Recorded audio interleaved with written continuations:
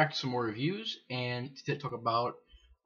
Sorry that I didn't review this movie the other day. I didn't have enough time to review it. Finally now getting enough time to review the movie, and it is the, in my opinion, classic Children of the Corn. Now, I'm a huge fan of this movie, big fan of the franchise. Um, Kind of an underrated franchise. It's a franchise not a lot of people talk about. And I know that there are people out there that don't like this movie because it gets a 5.6 on IMDb. It's one of those movies where it's either you like it or you hate it. I've heard reviews where they say they like it. I've heard reviews say where they hate the movie. Um, I've heard a few where they said that it was okay, but for the most part, it's kind of one of those movies where you either like it or you hate it. And I'm a fan of this movie. I think it's well done. It's well shot. I love the score. I love the atmosphere. Cast is great. You got Peter Horton in the movie, does a great job. You got Linda Hamilton in the movie from Terminator. She does a great job, and yeah, so great cast, great acting.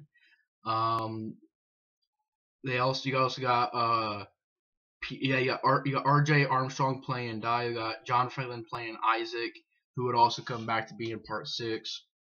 You've also got a couple other people in the movie, and basically, you got Courtney Gaines playing Malachi, and basically what it's about is based on the Stephen King book. Now I know that there are people out there that think this movie isn't 100% as good as the book. I seen this thing on TV where Stephen King was talking about the Children of the Corn franchise, and well, it wasn't just that. He was talking about all the Stephen King movie adaptation of his books. And basically, he was talking about his thoughts on them. And he talked about The Shining. He talked about all kinds of movies. And he also talked about this movie. He talked about how this one was decent. I think he said it was decent, and then the rest of them he didn't like. Um, and I think The Shining he doesn't like. The one with Jack Nicholson doesn't like that movie because I guess when he made the original book, The Shining, it was a little bit different. The ending was a little bit different. And it was just a little bit different than his book. And also, it was more about what Stephen, like, it was sort of like the character Jack in the movie or in the book was supposed to be sort of Stephen King talking about the drinking problem, stuff like that. And I guess he didn't think they carried out very well in the Stanley Kubrick film, which I might review tomorrow. I'm still thinking about which one I'll review tomorrow because I still got 4 movies to review. As you can see, still got 4 movies to review, so I'm not really sure if I'm gonna review it tomorrow. I might, but still, like I said, I was kind of pick random which one to review. But yeah, like I said, I'm a huge fan of this movie. If you guys look back there, which I know has been up there for months and never described it, but those are pretty much some DVD guides that have the poster on the back of the DVD guides. And I took the movies I like, because there are some movies I don't like that have that, like the Texas Massacre Next Generation movie. It has that in there, but I'm not gonna put it up there because I don't like the movie. But as you guys can see right up there, it's yeah, right about right there. It's right next to the Omen. And yeah, so the only reason I did that is because I thought it'd be a cool idea, to do it. Sorry it took me so long to explain why I did that, but I thought it was gonna be a cool idea. But yeah, I mean, I'm a big fan of this movie, and you got a good story. Basically, you've got Linda Hamilton and Peter Horton. Bert and Vicky, they're pretty much a couple, and you at the beginning of the movie where you can tell, and there's all, and I know that the people out there that probably like the remake. Actually, I'm not even sure about that because the remake gets a very low rating. Yeah, I changed my mind about that. That's not. Yeah. The movie gets 3.9 IMDb, the remake from 2009. I get it's a TV movie, but it was freaking crap. The remake of this movie was crap. I mean, you know what the good thing is about this movie? The couple in this movie, they actually have chemistry. They actually care about each other. They actually act like they actually love each other. And the remake, that couple despises each other. I think he even slaps her in the movie. I think he does slap her in the movie. And they're always arguing. They're always fighting in the movie. They're really annoying. Both characters are very annoying. very unlikable. Even the children of the corn, like people that the kids that play the children in the movie, I didn't care for the person that played Isaac. I didn't care for the person that played Malachi. I didn't care about any other people in the movie. Had a terrible cast, had bad CGI, music I didn't give a crap about, no atmosphere to it whatsoever, and just overall a very crappy remake.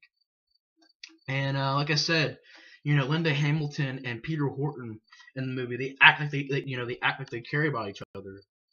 Because there's a scene. It's a cool scene where pretty much Linda Hamilton starts dancing to this song.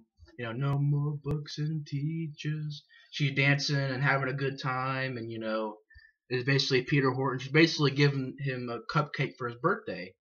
And you can just tell they have chemistry. You can tell they care about each other. They get on the road. You figure they're just driving through this.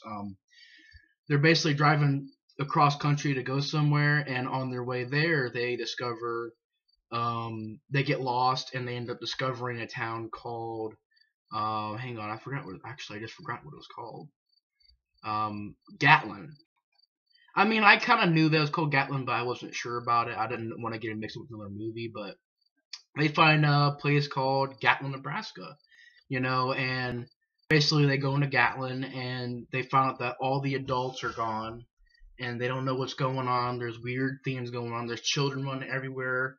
They're not really sure what's going on. They're not sure why everybody's gone. And, they end up finding out these children sort of have this twisted belief in God. And it's sort of he who walks behind the rose. And pretty much Isaac is sort of the preacher to this religion. And R.G. Armstrong, not R.G. Armstrong, John Franklin as Isaac, he did a great job as Isaac. I mean, besides the voice, I didn't like the way the voice sounded, but I thought that, even without talking, the character looked, sinister, the character looked evil, and, the only thing that changes is his voice. His voice it isn't scary in my opinion, but it'd be more scary if he talked like I get it. That's just how he sounds. That's how he talks. But I don't know. Maybe if he just even if he was silent, it would just be much scarier.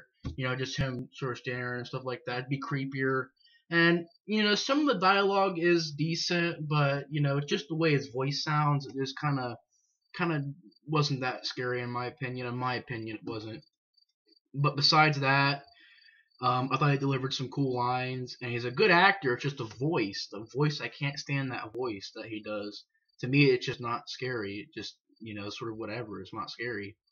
And, but like I said, he delivers good lines. The character that I really thought was cool was Malachi.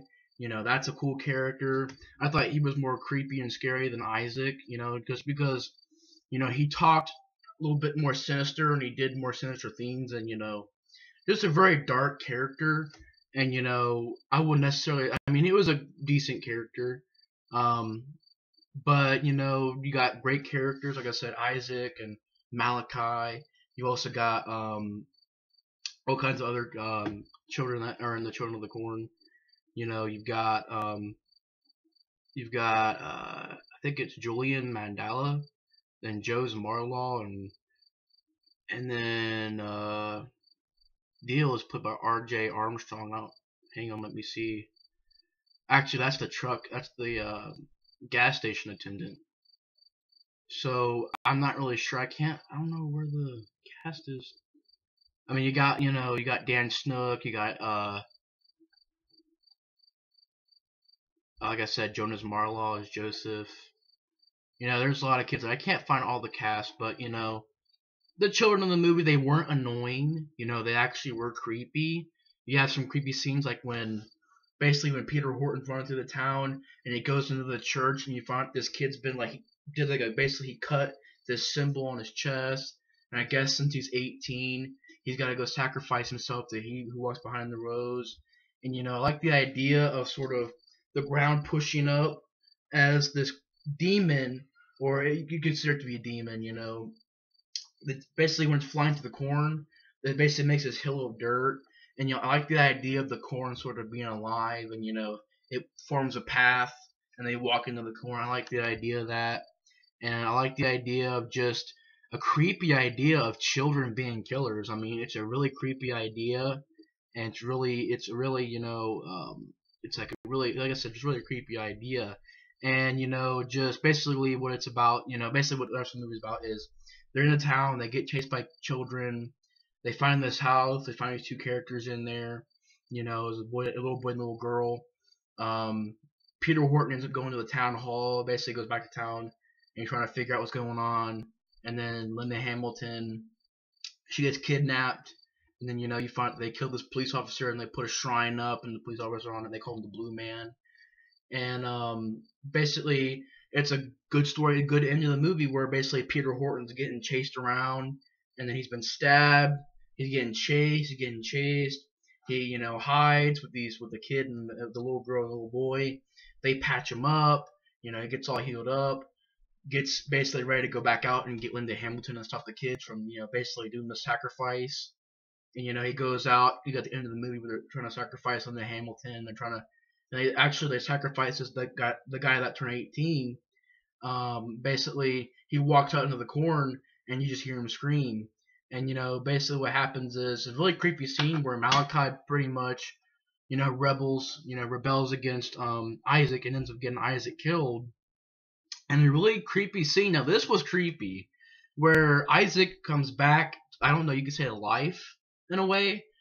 And he walks up to Malachi. He's like, Malachi, and then he's like, he wants you to, and then breaks breaks Malachi's neck. You're like, holy crap! Now if they would have used that voice would have been creepy. But the other voice isn't that creepy in my opinion. And it's kind of a confusing thing because you don't really know what happened to Isaac. He just sort of does that scene and you don't really know what else happens to him. I mean, you find out in like Children of the Corn 6, I guess he went into a coma and it lasted for a long time, years. He was in a coma. But they really don't explain, like, did he pass out? Did he walk off? Where did he go? Maybe I missed it. I don't know if I missed it, but, they don't explain, really a lot what happened to Malachi, or not Malachi, Isaac. They don't really explain a lot about, what happened. Maybe they did, maybe they didn't. Maybe I missed, the details, but, from what I can remember, I don't remember them explaining a lot about what happened to Isaac besides he got into a coma. And basically you got the end of the movie where, they're hiding out in this barn, and then he who walks behind the rows is angry, and there's freaking the corns, attacking people. There's fire, not fire, there's like, lightning everywhere and stuff like that. Some CGI, but some of the CGI wasn't that bad. Some of it was kind of bad, but the other stuff was kind of not that bad. And basically, cool idea where basically Peter Horton, he comes up with this idea to put gasoline in the water sprinklers and sprinkle it all over the corn. Because you find out that they burn the corn, then they kill he who walks behind the rows.